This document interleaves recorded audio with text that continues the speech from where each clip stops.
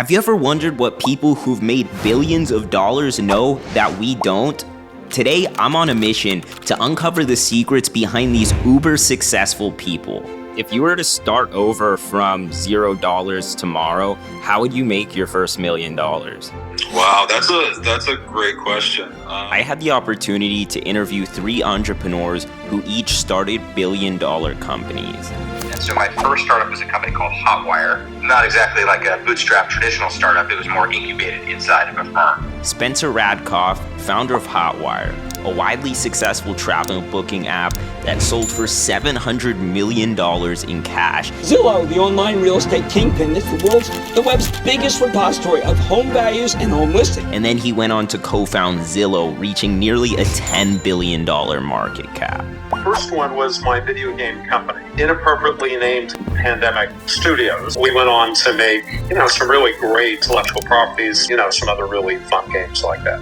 Josh is the genius behind Pandemic Studios, who went on to create some of the most widely popular video games and then sold the brand for nearly $900 million. You make sure you're bringing in people that are going to gel with the team that's there, that are going to bring unique ideas to the table, but ultimately they're focused on the mission and the vision, and they believe in that. And here's Chris, co-founder of StockX, which is a marketplace to buy and sell unique clothing items. In case you didn't know it, buying and selling collectible sneakers is a multi-billion-dollar business, which is now valued at over $3.8 billion. And honestly, I was extremely nervous to get on these calls because they had no idea I was filming them until I let them know during the call. So I hope you don't mind if I record this call and ask you a few questions. Now, my ultimate goal is to get to the bottom of what makes these people more successful than 99.99% of the population on Earth. Think about it.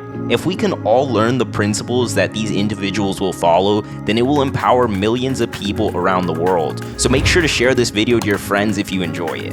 Now, the first thing I wanted to get to the bottom of is how these individuals started and what drives them to achieve these massive feats. Well, when I was starting, it started really young for me. I was like age 8, and it came out of a need. I wanted my parents to pay for an ice cream sundae at, the local ice cream parlor. And they said, great, but if you can't pay for it out of, your allowance, you got to go find a way to earn it on your own. And that's what gave me a little bit of a nudge of like, well, shoot, I want that thing. I don't have enough money to get it. How do I go make money so I can go buy it? So my first enterprise was organizing all the neighborhood kids to set up this lemonade stand. I have worked on numerous startups, and I think in the beginning, like every time, it's almost like you fake it till you make it, right? And, I don't mean that like you go in and it means you don't know what you're doing at all, but it means there's a lot of things that you don't know, and there's a lot of things that you need to figure out, but you keep pushing forward until you start figuring those things out. Now, one thing that I noticed at this point was how humble these guys are. These dudes all built billion-dollar companies, and yet they aren't flexing like social media portrays. Which got me thinking, what skills and habits do these entrepreneurs know which give them an unfair advantage? The most important habit and attribute is my ability to build a team. So every success that I've had has been because of the people around me. And so I've done a good job of building a team of people who complement my strengths and weaknesses and who work well together and who make me better.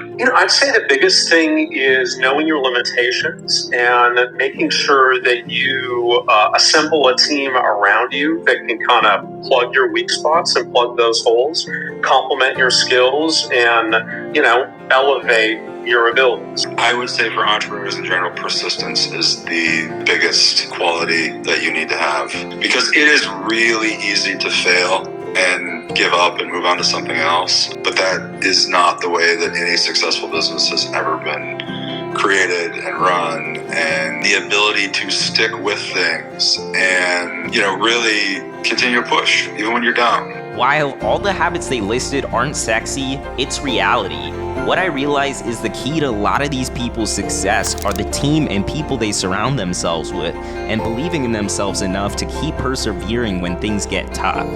But all of that aside, I want to ask them how they would make their first $1 million if they had to start over from scratch. Let's see what they have to say.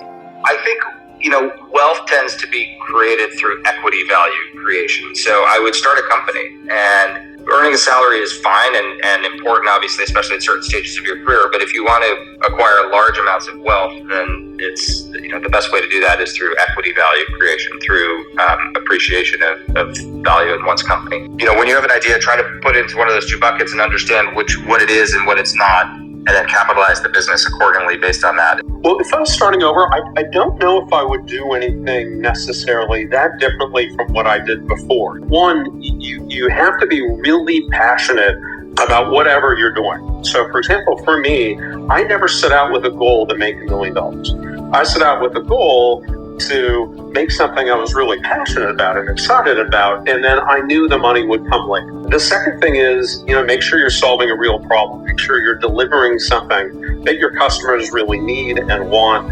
Identify a hole in the market and go, hey, I think I can do that better than anyone else, and here's how.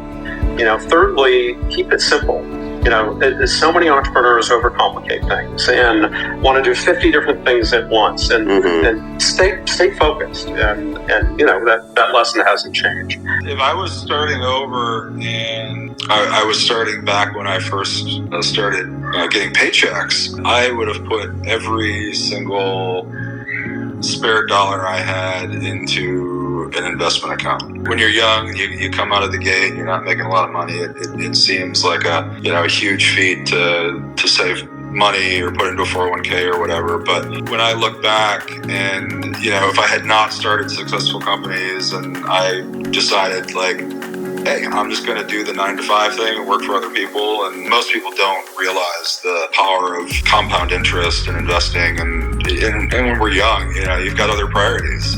The message behind these CEOs is beautiful. Wealth is created through value. And to get rich, you essentially need to create enough value to enough people.